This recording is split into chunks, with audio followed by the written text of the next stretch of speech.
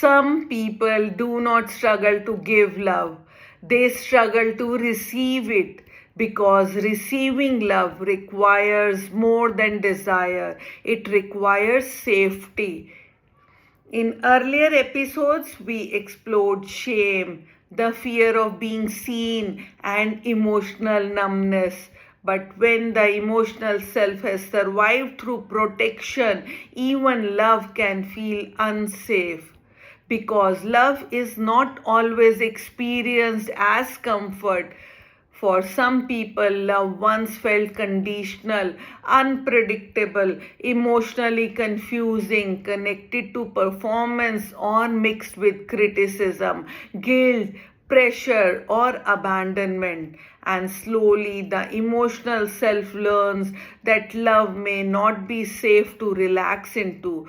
So, even when love is genuine, the nervous system may still brace, it may question it, doubt it, test it, push it away, or feel uncomfortable inside it. Not because the person does not want love, but because receiving can feel more vulnerable than giving. Giving love can still allow control. You can give from strength, from care, from usefulness, from emotional responsibility. But receiving love requires openness, softness, trust, and the willingness to be emotionally met. And for a protected emotional self, being met can feel exposing. This is why kindness can feel uncomfortable, gentleness can feel unfamiliar, consistency can feel suspicious, and safe love can feel strange at first. Because the nervous system often confuses what is familiar with what is safe. And sometimes receiving love does not only activate fear, it activates grief because the love they receive now may touch the love they did not receive then. And that can feel painful, tender, overwhelming, even confusing. This is why some people feel safer longing for love than actually receiving it. Because longing keeps love at a distance, but receiving allows love to come close. And closeness can awaken everything the emotional self had to stop needing.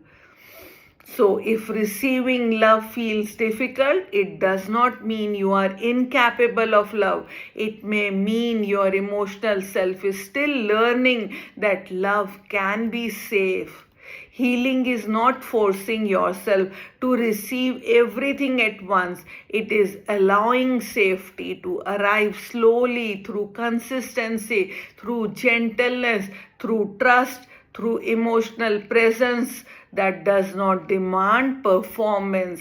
And perhaps one of the deepest forms of healing is learning to stop bracing against the love you have always longed for.